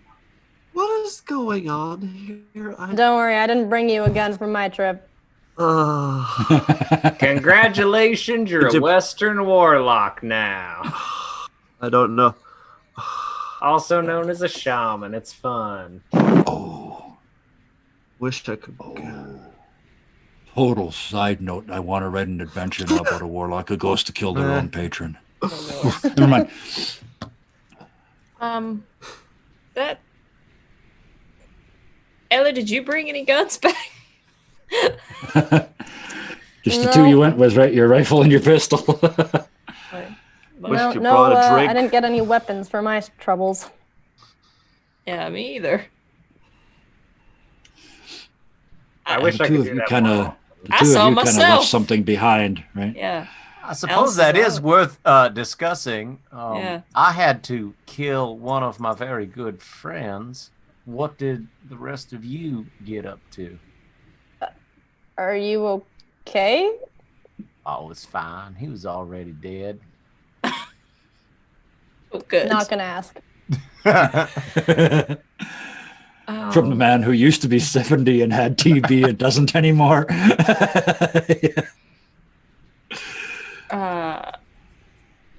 Alice says, well, I saw myself. So that was weird. It was me, but like that version of me didn't go to school, and she was a head nurse and sister in the war. It looks to, if I may put some description in your, it looks like Alice is on the borderline of having a stroke while she tries to explain this. Like the sentences are not coming out smooth. It's like, how do you, I don't know how to, Yep. She's like, yeah, it was, she was helping people but she hadn't mastered all of the powers, and she couldn't. She was afraid to use them because of her faith, and I kind of tapped in and opened her up to how she could help people with it. So I also gave her a picture of you guys. So, and that reality, if she comes across us, she'll know.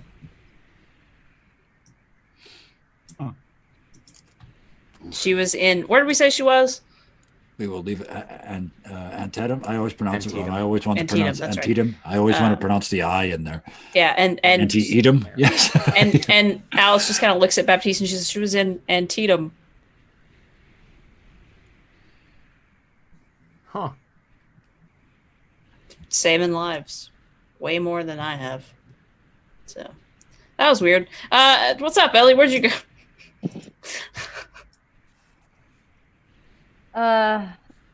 Home. Well, at least one of us had a pleasant experience. I saw my dad who used to beat me. Well, should have seen that coming. I think you might have spoke too soon, darling. I imagine there's just a very deadpan just punch in the shoulder.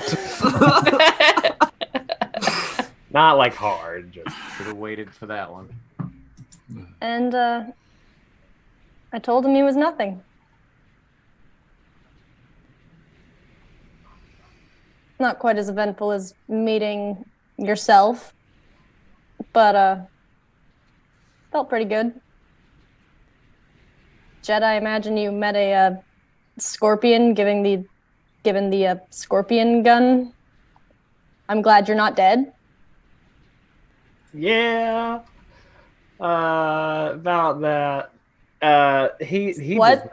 does not want us here, let me tell you. And I have tried to be kind.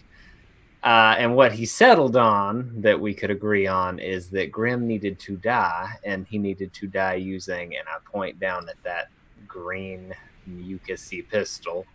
And so I'm supposed to teach Lucius here, and I clap him on the shoulder, how to shoot so he can kill him, and then the Scorpion Man won't kill me, and then we're all good.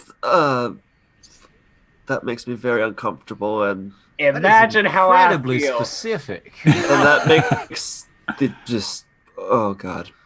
my fate rides on you being able to shoot him. And it's like you can see his smile crack. Like he just realized. Oh, Your fate is no longer in your own hands. You signed it away. Okay, so let me get this straight. You got a gun from the scorpion entity, and he told me to give it to you and to kill Grim. Yes. I think the other way around, but well, yeah, not you to me, because you would know and I wouldn't. But yes, he gave it to me. You get it. Yeah, sorry. What's with this other gun? Where did you get this, Baptiste? Oh, my very good friend Wild Bill Hickok. You've heard of Wild Bill. Well, he's dead, and I shot him, and he dropped that gun. This is the gun of Wild Bill. So oh, no, that's a piece of shit. But it's what he had at the time. Yeah. I probably wouldn't honestly use it. The weight feels a little bit off. I wouldn't know. Yeah. No. Went from 0 guns to 2 guns. I don't do gun. I just like. He doesn't even have a proper belt because he's wearing a tux, so it's one of those little. And I'm like little the sheath I have is for my shovel. Your scorpion friend that sells guns. He just said that. He told you Lucius had to kill Grim with that special gun. He said that had to be the killing blow with that, and that's just like. So we could do. Well, now here's the thing, though. I mean, there are some very specific wording that was used there. We could do a lot of other shooting, and as long as the last bullet that kills Grim comes from that gun, it sounds to me like you'll be fine. Yeah, I think that was the implication. Okay. Well, all right then. Well, the cherry on top of that is what I saw, I suppose.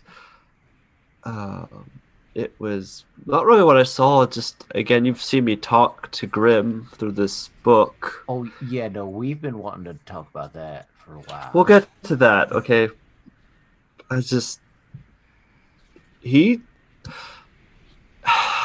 He flat out just told me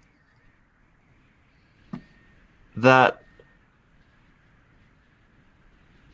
I didn't kill anyone. I didn't kill Lily or Edward or those men. Apparently, he did it all. All of it.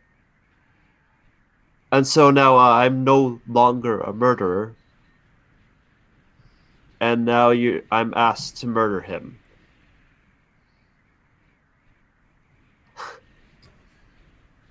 So, like... Well, there is a difference between murder and killing a man. Technically. It's just true. And to killing him, maybe the only way to save Jet. Apparently. And your family. And now you have a pet. So, I mean, everybody wins. It's like As the Ellie worst kind of says, Christmas. your family, you remember the deal that you just cut.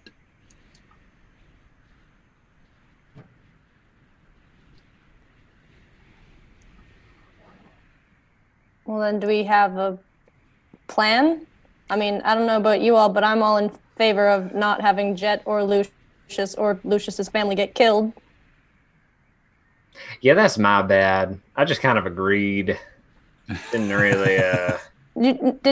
Did stopping and thinking cross your mind once? When you're dealing with these kind of entities, it's kind of, an A or B situation, and B was he might have just killed me then. So I'm hearing this is a long no. It is a long no.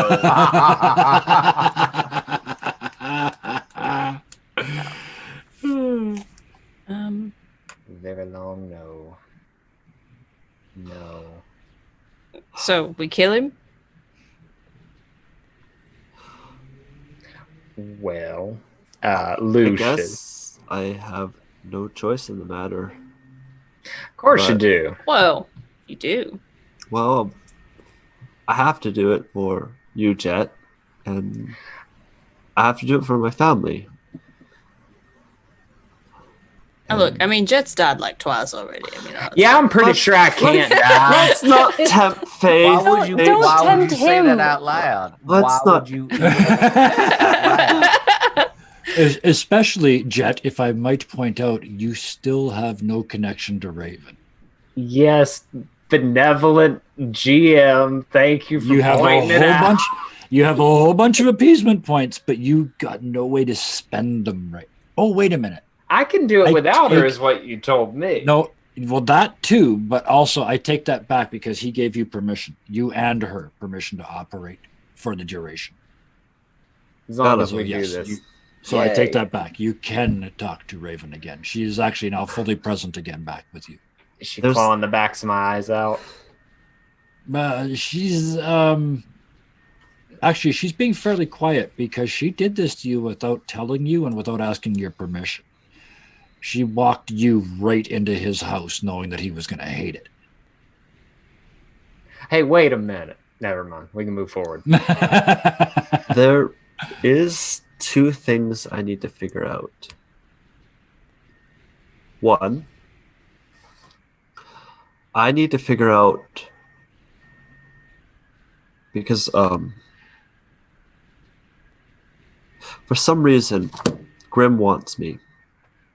He says I'm special and he wants me for some reason, and it goes back like I know everything that happened. I saw the gun that shot Lily. I know I made that invention that I did to those men, but then there's something I can't remember.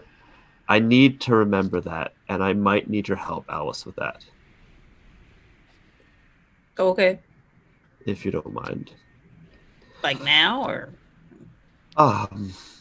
Soon. okay. Secondly, I want to talk to that scorpion. He's in your pocket. I also think you probably have a better connection to him now than I do. Well, that's why I need your help. How do you communicate with Raven? Oh, buddy, let me tell you. I'll teach you how to do the magic bits of the gun, but when it comes to actually shooting mechanically, and my finger kind of just points over at Baptiste, but I think together we can make you one hell of a shot. I glance over. How far away do I think we are from the next plume of smoke or big dust pile of maybe 3,000 people? Or next plot point. The next island is it's about 2/3 of a mile away. And we're going, what, 20 miles an hour? So we're going to beat a Grim in 10 minutes? It's going to be, well, you're not going quite that fast, but yeah, we will get there. We will get there. I strongly suspect, having looked at the time, I suspect we will get there at the end of this episode. So. Well, I mean, I certainly was going to find a clever and pithy way of chiming in. You might want to learn how to use at least one of those pistols, but I'm happy to help as much as I can. But I would really appreciate that. Just have to get past my fear of guns and just have at her. As long as you're not on the other side of them, they're a lot less scary. Yeah, It's true. I mean, it's basically just a shovel that digs holes in people. That's a horrible, horrible analogy. I don't. All right. I'm glad you guys carried that because I just blanked out for about 45 seconds. So my internet, the Zoom, I missed like the last 45 seconds of this, but I come back and you guys are still talking. So thank you. There's a lot of, I think, much deeper questions and some planning to do, but one way or the other, you figuring out how to shoot something doesn't sound like a bad idea. Why don't we, and I'm going to just set up like 4 coffee cans. Yep. 50 feet away, Yep. and then just sort of stand next to Lucius, and like I would like to imagine someone, I don't know who, whether it's Jet or Alice or Ellie, and they're like clearly nowhere near the line of fire, and then Baptiste still like waves them over even more. Yeah. And says, I have an extra a holster that goes on the back, like the small of the back where he carries one. So he'll actually take the time and take that off and give Lucius a proper holster. Okay. And put his gun in the holster and do all that kind of stuff for him and say, all right, so just I'm gonna yell now real loud, and as soon as I do, as fast as you can, grab the gun and point it at one of those coffee cans and squeeze the trigger and try to shoot it.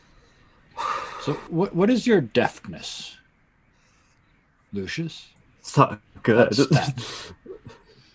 Well, it's going to get worse because you're only rolling one die and you're going to subtract 4 because you've never done this before. So, how many die is your deftness? My deftness is a 2d6. Oh, okay. So I would like you to roll a d6. Maybe it'll explode. Who knows? I need you to roll a d6, and we're going to subtract 4.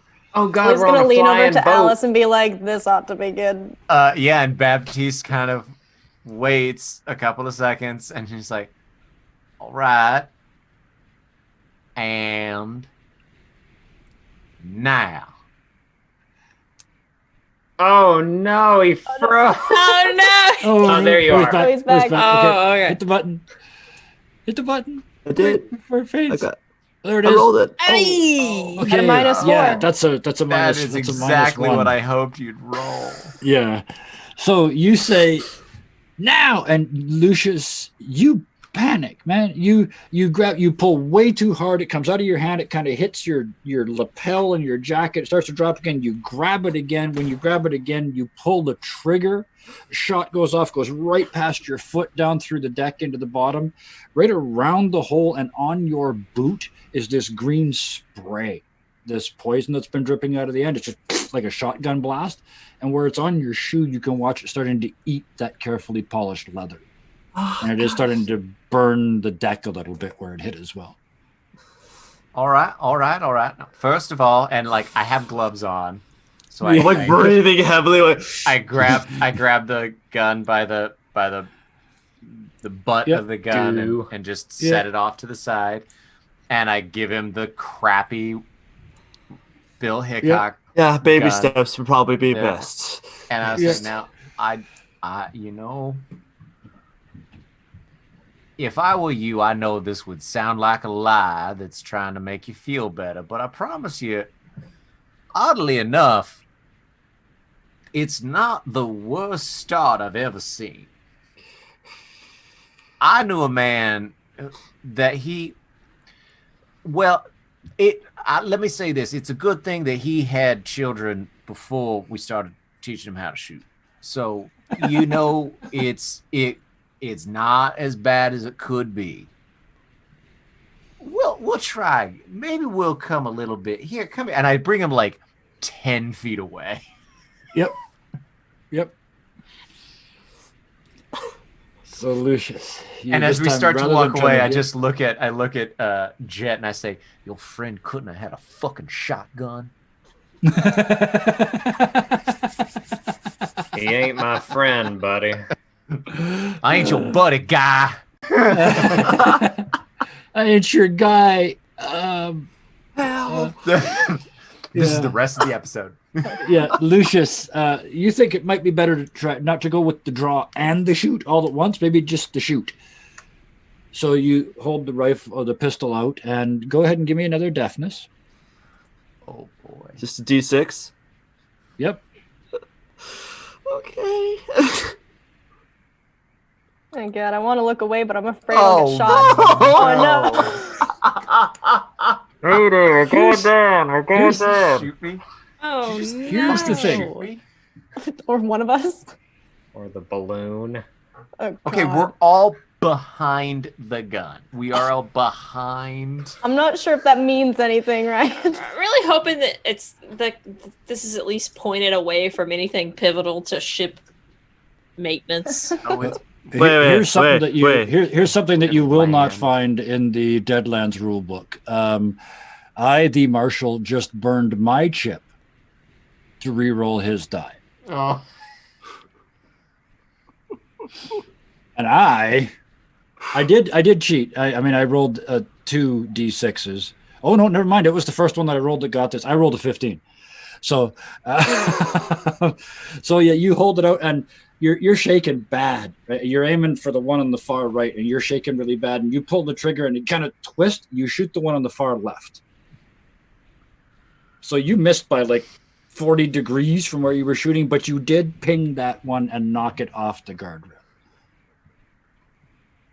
Baptiste is probably the only one that knows that was not where you were aiming.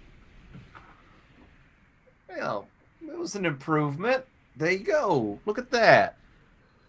And I guess I am gonna spend the next amount of time. Yeah, you guys Basic can hover like here. gunslinger 101 of just squeeze, don't pull, and Oh, do that stuff. Yeah, do this, and here's how you draw, and yeah. bleed. Yeah, base, bleed, breathe, aim, slack, squeeze. Yeah, all that good stuff. Jet, you offered to help him with the magic. So while they're doing this, the one thing I need to do first, and it's like, I'm hoping the vibe will come across very clearly, because I'm not openly turning to Raven. It is a very passive off to the side, just like in my mind. You and I dance, and I, do the harming. What does he need to do? What does your brother lack? Like what's going to make that connection for him? And like it's the most normal thing in the world, she says, you have to kill for him.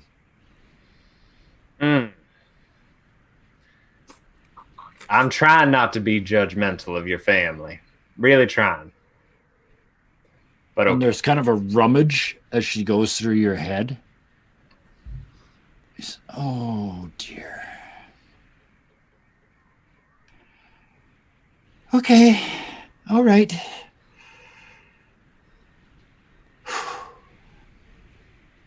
As she kind of settles quietly.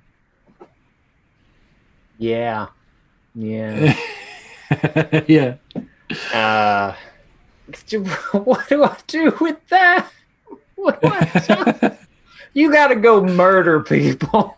By the way, if you're talking to Raven, tell her like I'm not a murderer anymore.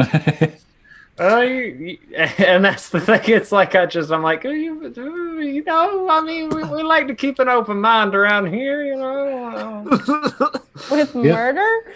Well, funny thing. So my magic works on dancing and the stabby stab, but his works on murdering people. Ain't that a thing? God. Weird, right? I guess you never know. Does it have to be people? There's a quick translation back. Yeah, you got to murder people.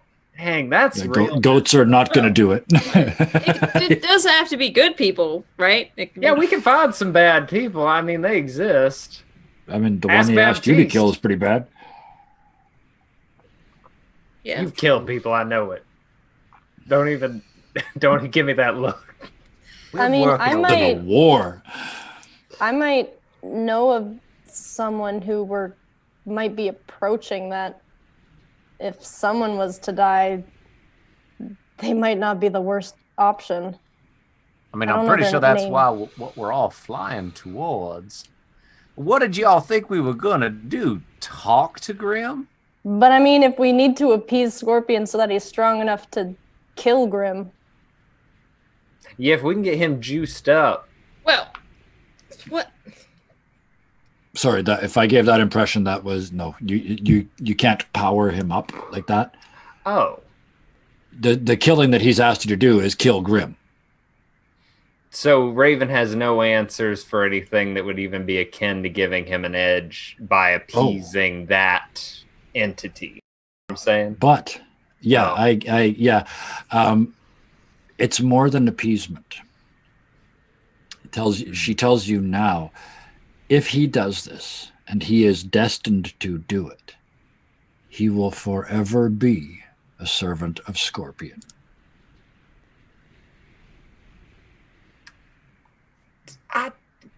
Is there like fine print with these things? Because I never see it. You get whatever the verbal equivalent is if you haven't read your contract, son. Yeah.